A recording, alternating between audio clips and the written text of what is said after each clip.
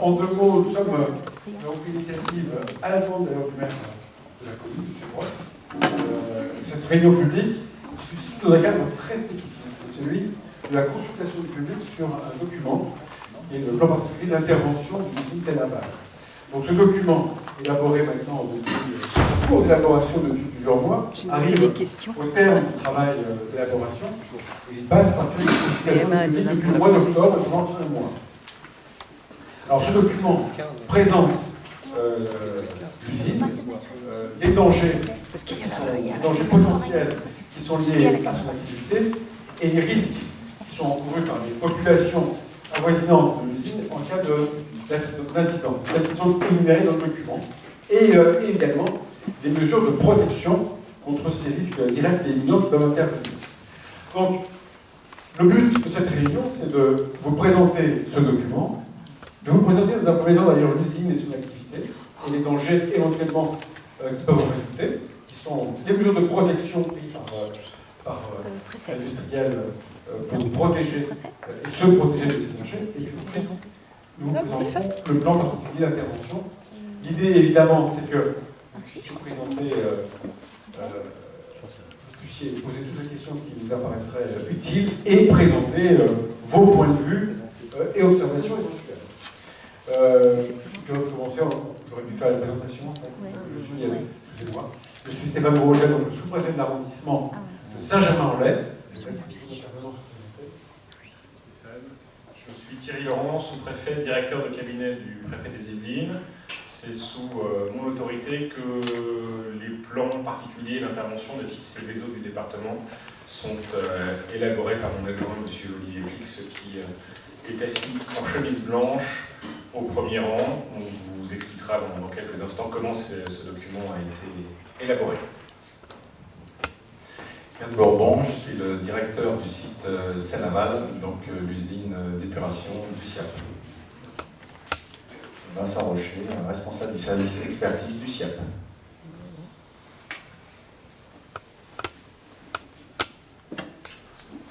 Donc on va... Monsieur le maire, vous voulez dire peut-être quelques mots en introduction?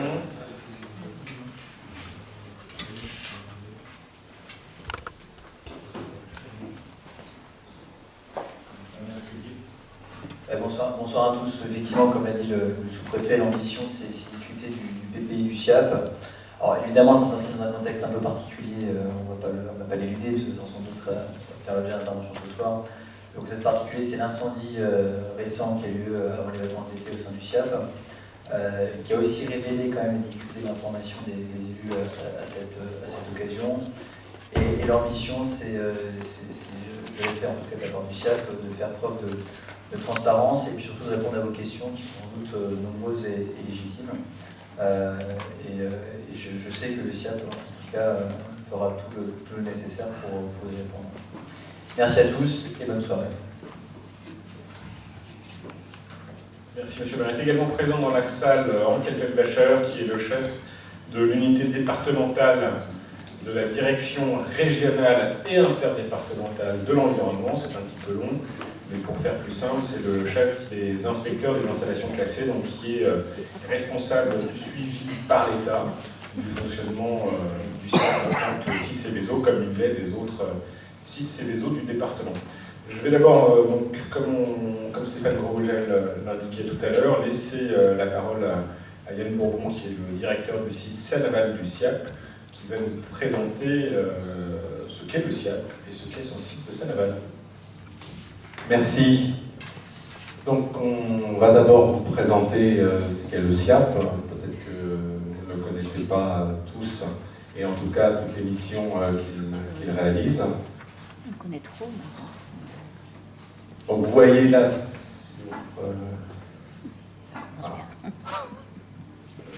oui.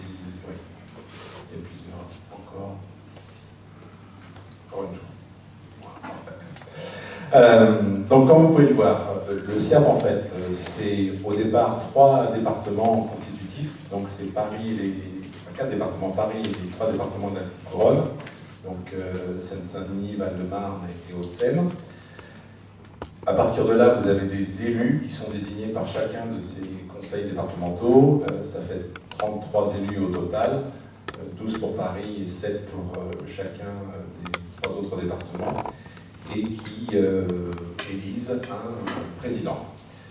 Donc ça représente à peu près 124 communes et de l'ordre de 6,7 millions d'habitants. Et vous avez aussi un certain nombre de communes qui ont fait le choix de se raccorder aux installations du SIAP. Donc ça fait quand même de l'ordre de 2,3 millions d'habitants. Et que globalement, le SIAP traite les eaux usées de 9 millions d'habitants. Et ça fait, vous voyez, en tout quasiment un peu moins de 300 communes. 286 pour être précis.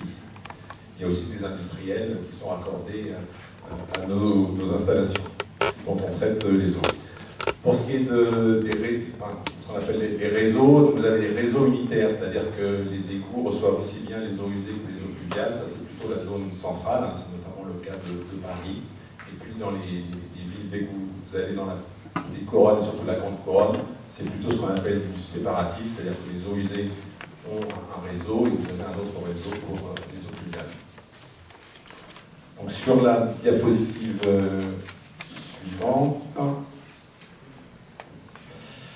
donc là on voit que le SIAP, c'est pas seulement une usine, hein, l'usine de Seine-Aval, même si c'est effectivement la plus importante et qu'elle traite de l'ordre de plus de 60% des eaux de l'ensemble des communes dont le SIAP traite les eaux usées, mais c'est 6 usines qui ont été construites progressivement à partir du milieu des années 70 jusque pour la plus récente au milieu des années 2010.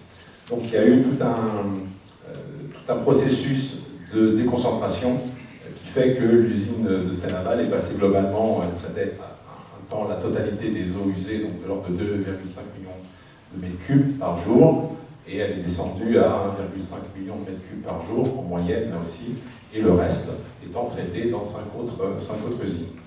Ce que vous voyez également, c'est que le SIAP, ce ne sont pas que des usines d'épuration, mais c'est également un réseau de transport, puisqu'en fait le principe c'est que les communes, donc les habitants des communes rejettent dans le réseau communal, qui lui-même se rejette dans le réseau départemental, et qui se rejette enfin dans le réseau interdépartemental, dans le réseau du SIAP, qui fait à peu près 440 km, et qui va envoyer les eaux vers les sites d'épuration.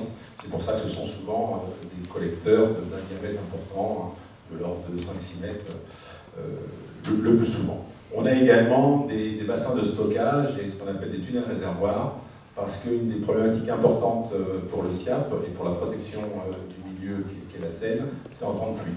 Donc, il est important de pouvoir stocker au moment où la pluie intervient, et après pour pouvoir renvoyer cette eau qui a été stockée vers les stations d'épuration sans risquer d'avoir un réseau qui soit complètement engorgé. Là, on voit des photos donc, qui illustrent un peu ce que je vous disais hein, sur les diamètres. Hein, vous voyez que c'est des diamètres relativement importants. Et puis vous avez aussi des photos de bassins de stockage. Donc, globalement, c'est près d'1 million de mètres cubes hein, qui peuvent être stockés en cas d'orage très important. Combien de jours ou d'heures Alors, sur Seine-Aval, par exemple, c'est de l'ordre de quasiment une vingtaine d'heures. Donc là, on voit les 6 unités d'épuration dont je vous parlais, et puis les dates de construction. Donc, comme je vous le disais, hein, 1940 pour Seine-Aval, mais avec des tranches dans les années 60 et les années 70. Et puis le processus de déconcentration qui a commencé à l'est par Marne-Aval, et puis au sud à Valenton, et voilà, qui s'est poursuivi jusqu'à tout récemment. On voit également quelques photos des autres installations. Alors ce qui est important de savoir aussi, c'est que ce système, donc ce réseau d'assainissement, système d'assainissement, donc qui comprend des usines, mais aussi, comme vous l'avez vu, des réseaux importants, il est suivi 24 heures sur 24, 7 jours sur 7, par du personnel du SIAP qui coordonne et qui s'assure que, par exemple, en temps de pluie, là actuellement il pleut, que les meilleurs choix sont faits pour qu'on puisse stocker là où il y a des capacités de stockage, au contraire déverser si on dépasse ces capacités-là, mais au bon endroit pour éviter un impact fort sur la Seine. Donc vous avez des personnes qui en permanence contrôlent le bon fonctionnement global du système d'assainissement, en lien bien sûr avec les exploitants des stations d'épuration. Donc c'est ce qu'on appelle, voilà, avec un acronyme MAGE, parce que ça se fait aussi, on anticipe, c'est-à-dire qu'en fonction de la pluie, on a effectivement des informations par Météo France, et on peut, à partir de là, avec des calculateurs, anticiper ce qui va se passer, et ça aide justement les pilotes de ce système de pouvoir prendre des décisions et d'anticiper le plus possible. Merci Yann.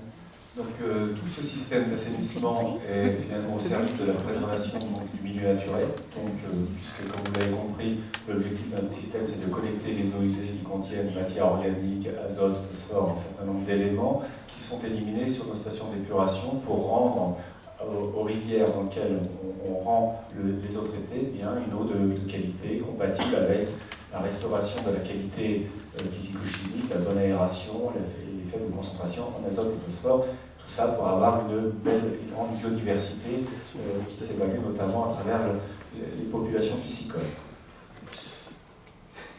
Donc, voilà, donc tout cela a été dit par M. Gourmand. Donc le système industriel a largement évolué depuis maintenant 1970 avec sous l'impulsion de la réglementation européenne notamment, qui a conduit à avoir aujourd'hui des filières de traitement qui assurent un traitement complet. Et donc depuis 40 ans, tout cela a eu des conséquences positives sur la rivière, donc comme je vous le disais, avec une grande amélioration de la qualité et de la biodiversité que l'on y retrouve. Alors, cela est d'autant plus important que, comme le montre ce petit graphique, on n'a pas forcément une situation très facile en Île-de-France, puisqu'on est nombreux, on est très nombreux même, et que la Seine n'est pas un fleuve à très haut débit. Si on compare ce fleuve par rapport au Rhin, au Rhône ou à la Loire, on constate que les débits ils sont beaucoup plus faibles, et notamment en été, où on va avoir des débits d'étiage inférieurs à 100 mètres cubes seconde, alors que vous voyez que pour le Rhône, c'est bien supérieur. Et bien sûr, si on met ça au rapport de la population, on se rend compte qu'il y a une pression exercée par l'homme et la ville forte sur la rivière. Donc, d'où la nécessité d'être très vigilant.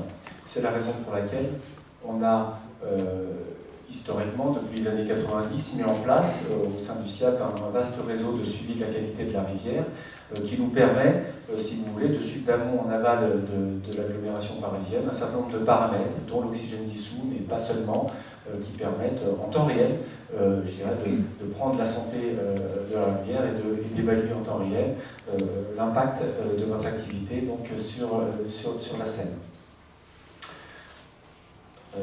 Donc je dirais une dernière illustration de l'amélioration de notre rivière, et notamment de la Seine, juste pour vous indiquer que donc en 1970, quand on faisait des recensements piscicoles, c'est des choses que l'on fait depuis longtemps, on retrouvait relativement peu d'espèces, on retrouvait 3 espèces en tout cas de poissons, du fait que les conditions n'étaient pas compatibles avec je dirais, la vie des poissons, et qu'au fur et à mesure du temps, du fait des évolutions et de l'amélioration de la qualité de la rivière, vous voyez, comme le montre ce graphe, qu'au fur et à mesure du temps, eh bien, on a observé une augmentation constante à la fois de la diversité et de la densité des populations piscicoles, et vous voyez qu'aujourd'hui, on retrouve dans notre rivière plus d'une trentaine d'espèces différentes.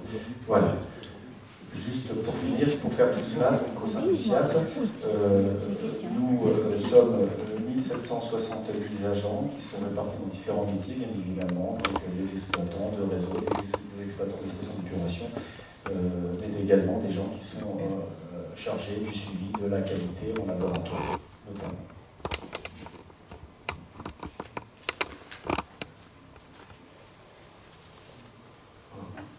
Donc on va faire un focus maintenant sur l'usine de Seine-Aval.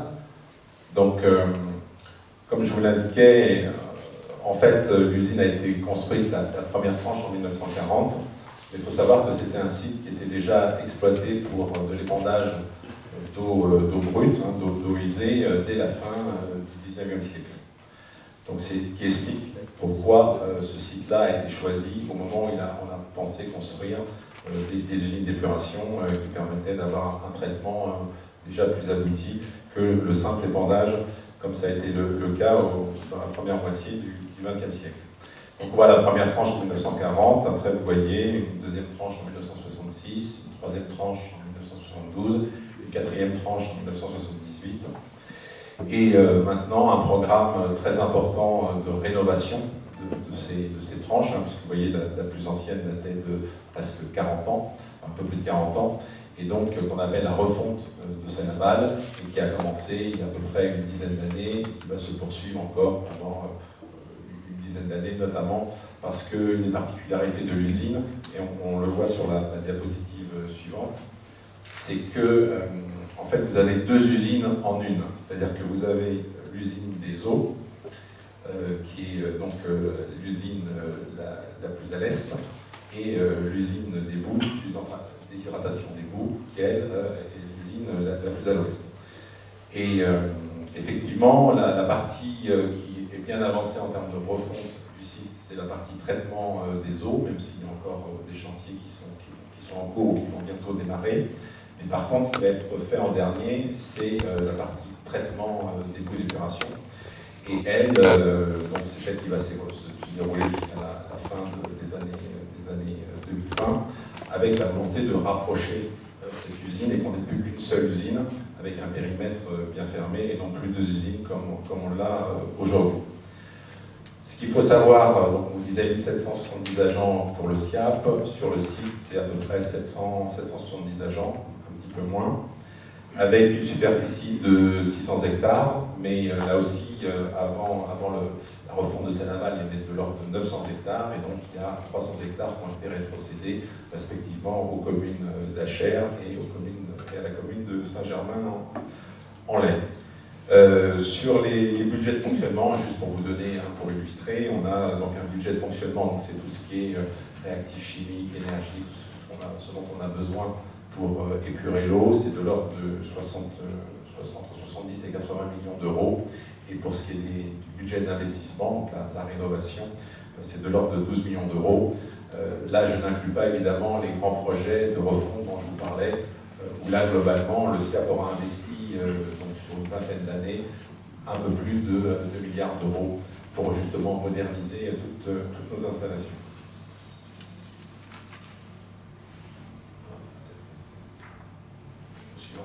Donc là, vous avez un synopsis du traitement. Alors, je ne vais pas le détailler, hein.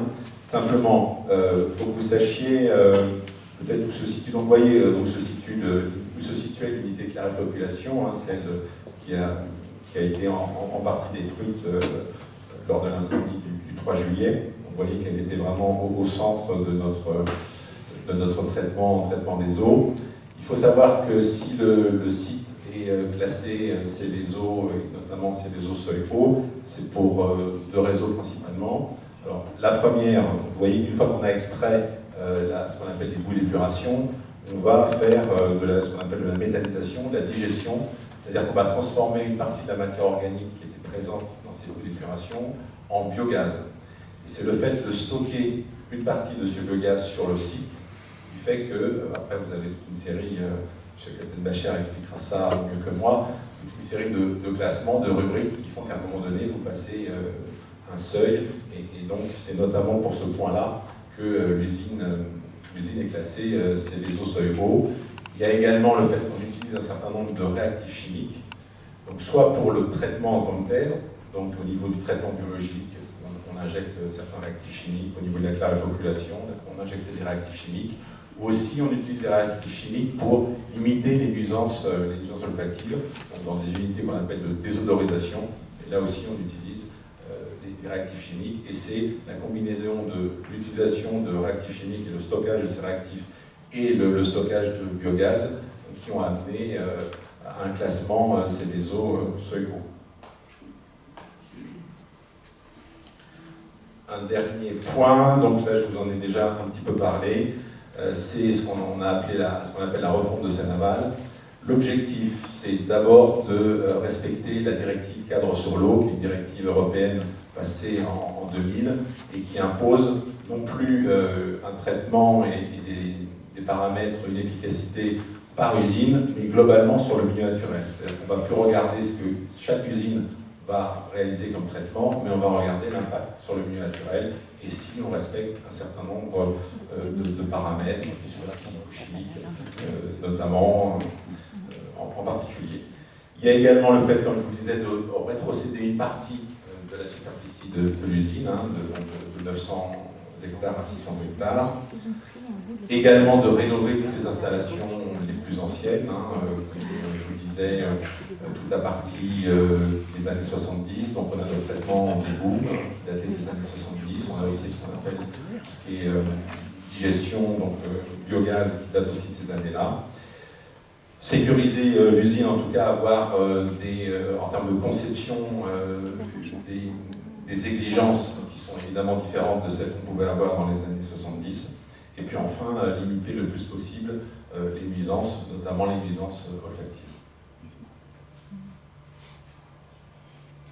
Voilà la présentation qu'on souhaitait faire à la fois du SIAP et de l'usine. Merci, M. Gabriel-Bachat. Est-ce que vous voulez intervenir à ce stade sur ce qui font le PPI, c'est-à-dire l'étude de danger? Donc expliquer en quoi ça consiste, comment on définit sur cette base-là le périmètre sur lequel s'applique le PPI, et puis je poursuivrai ensuite en expliquant ce qu'est ce PPI. Merci Monsieur le directeur de cabinet, bonsoir à tous et à toutes. Donc effectivement, je vais juste revenir sur deux points. M. Beaumont l'a indiqué, l'usine relève d'un classement dit Seveso seuil haut, donc les directives Seveso qui sont d'ailleurs au nombre de 3, vise la protection contre les accidents majeurs. C'est-à-dire qu'en parallèle des directives sur l'eau et la qualité de l'eau, essentiellement la directive ERU, qui est là la protection du milieu, on a en parallèle la protection des populations riveraines, d'installations, classées. Alors, il y a bien des classements, puisqu'en fait, tout ceci relève des installations classées pour la protection de l'environnement, par de 13 Seveso seuil. 13 Seveso au total dans les Yvelines, 6 seuils hauts, 7 seuils bas. On a ensuite les installations soumises à autorisation, enregistrement et à déclaration, et à chaque fois, d'une part, on diminue le potentiel de danger et on en augmente le nombre. À peu près 400 installations soumises à autorisation dans le département. On doit être aux alentours de 2000-2500 soumises à déclaration. Une installation soumise à déclaration, on peut prendre quelques exemples. Typiquement, à chaque fois que vous allez faire le plein de votre véhicule, vous rentrez dans une installation classée pour la protection de l'environnement, puisque la quasi-totalité des stations-service relèvent d'un classement déclaratif. Le site est effectivement classé essentiellement pour sa production de biogaz, donc, qui est liée à l'utilisation des méthaniseurs, donc la partie boue. Par contre, dès qu'une installation rentre dans le champ de la directive Seveso, elle fait l'objet d'une étude des dangers. Alors cette étude des dangers, c'est de l'ordre d'une... on doit être aux alentours de 3000-4000 pages. Alors, c'est comme à l'école, hein, on n'est pas payé forcément au nombre de pages, enfin ça donne un ordre d'idée de la complexité de la chose. Et ça vise à identifier la totalité des scénarios de danger susceptibles d'avoir des conséquences à l'extérieur du site. Donc là-dessus, on a... alors c'est bien entendu de la responsabilité de l'industriel. Pourquoi c'est de la responsabilité de l'industriel? Parce qu'il y a un principe qui est d'ailleurs constitutionnel, qui est le principe pollueur-payeur. Donc il est normal que quelqu'un qui est à l'origine d'un risque subisse les conséquences financières de l'analyse de ces risques. Alors ça ne veut pas dire qu'on s'en désintéresse, ça veut simplement dire que l'exploitant établit sous sa responsabilité son étude de danger et qu'ensuite elle est relue, vérifiée et validée par les services de l'État. Donc essentiellement d'ailleurs les inspecteurs de l'unité départementale et leurs collègues du siège, puisqu'on a un siège régional dans lequel on a des compétences plus pointues dans un certain nombre de domaines. Donc à l'issue de cette étude de danger, On est sous contrôle de l'IFLIX à 33 scénarios, dont les distances varient de quelques mètres en dehors des limites du site à de l'ordre de 1900, alors si les souvenirs sont bons, les calculs sont bons, 1996 mètres. C'est très précis, c'est comme à l'école, quand on fait un exo de chimie, on va jusqu'au bout. Alors ça ne veut pas dire que les gens qui sont à 1997 mètres, tout se passera bien, et ceux qui seront à 1995 vont avoir des soucis, mais ça veut dire que le calcul mené de manière réglementaire débouche sur ces périmètres-là, et qui servent de base à l'établissement du plan particulier d'intervention. Et moi, je vais clôturer la mienne là-dessus. Merci. Donc, je vais vous présenter dans quelques instants, le temps que la technique suive, le BPI. D'abord, en vous rappelant dans quel cadre, de façon assez rapide, en vous rappelant dans quel cadre l'autorité préfectorale intervient sur ce type d'événement de sécurité civile. Donc, en vous présentant très rapidement ce que vous avez déjà entendu, vous avez sans doute entendu parler des plans Orsec, c'est l'organisation de la réponse de sécurité civile. C'est défini par le livre 7 du Code de la sécurité intérieure, qui précise que le préfet doit prévenir les risques de toute nature, organiser l'information et l'alerte des populations, et des représentants des populations sont les élus au premier titre, organiser la protection des personnes, des biens et de l'environnement de façon générale, pas seulement à proximité des BPI, des sites et des eaux, pardon, et que le préfet est également chargé de la préparation et de la mise en œuvre des mesures et des moyens appropriés qui relèvent de l'État, des collectivités territoriales, des personnes publiques, c'est le cas du SIAC, qui est une personne publique, ou des personnes privées, des entreprises. Donc en cas d'incident, le préfet doit pouvoir s'appuyer sur l'ensemble des moyens disponibles pour faire face à une crise donnée. Selon l'étendue ou la gravité d'un événement, c'est soit le maire, c'est le premier responsable de la sécurité civile, soit le préfet qui est responsable des opérations. C'est le maire lorsque la crise n'impacte qu'une seule commune, et c'est le préfet quand plusieurs communes sont impactées ou que les moyens de la seule commune impactée ne lui suffisent pas à faire face à l'événement auquel elle est confrontée. Donc le maire ou le préfet dirige et coordonne l'ensemble des acteurs. Je précise que dans le cas d'un PPI et du SIAP, c'est le préfet qui est responsable. En premier lieu, on verra après quelles sont les responsabilités spécifiques du maire et de ses équipes. Donc le maire ou le préfet dirige et coordonne l'ensemble des acteurs qui concourent à la sécurité civile du département, dans la prévention comme dans la gestion des risques et des crises. Notre organisation Orsec, elle est permanente, c'est-à-dire qu'il y a tout le temps des agents de la préfecture et des services de l'État de façon générale qui surveillent, qui veillent, qui sont en mesure d'informer, d'enclencher des premières actions si un événement se poursuit, quelle que soit l'heure à laquelle il se produit. Il n'y a pas de notion d'heure ouvrable ou d'heure non ouvrable. Le préfet donc, ou le maire est donc directeur des opérations, c'est lui qui assure la coordination d'ensemble et qui prend les décisions. Il est assisté de plusieurs spécialistes, un commandant des opérations de secours, c'est un sapeur-pompier, un directeur des secours médicaux, donc qui s'occupe, c'est un médecin évidemment, comme vous le dites monsieur, qui s'occupe d'organiser les secours médicaux aux éventuelles victimes. Dans le département, c'est en certaines semaines un médecin du service départemental d'incendie et de secours, d'autres semaines un médecin du SAMU. Et puis enfin, il y a un commandant des opérations de police et de gendarmerie, ça dépend de la nature de l'événement. Mais même sur un événement de sécurité civile stricte, qui n'est pas un événement de sécurité, on a besoin d'un COPG pour organiser le bouclage d'un périmètre, par exemple. Les risques sur lesquels se penchent les services préfectoraux dans la préparation de ces différents travaux couvrent l'ensemble du spectre des risques. Les risques naturels, évidemment, dans le département, le risque neige, glissement de terrain, tempête, inondation, avec des risques qui ont des dynamiques plus ou moins rapides, qui sont plus ou moins prévisibles.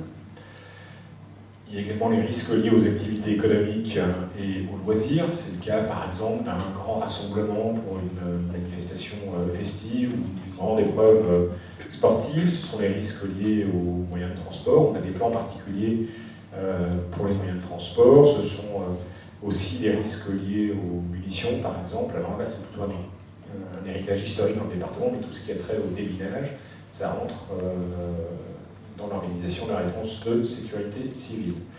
Il y a également les risques sanitaires avec les épidémies, les épizooties, le risque terroriste, bien entendu, et puis les risques qui nous occupent aujourd'hui, les risques technologiques qui peuvent être soit générés par des sites industriels. Henri Kaltenbacher vous a expliqué les Céveso seuil haut, les Céveso seuil bas et toutes les autres installations classées pour la protection de l'environnement.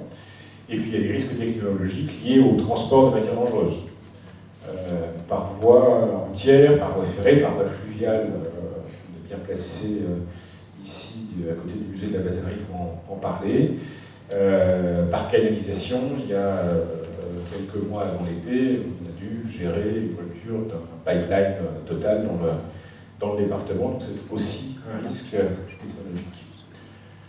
Pour se préparer à gérer ces risques, la préfecture, comme toutes les préfectures en France, et comme tous les services de l'État, mène des travaux de planification pour prévoir, pour planifier notre réponse.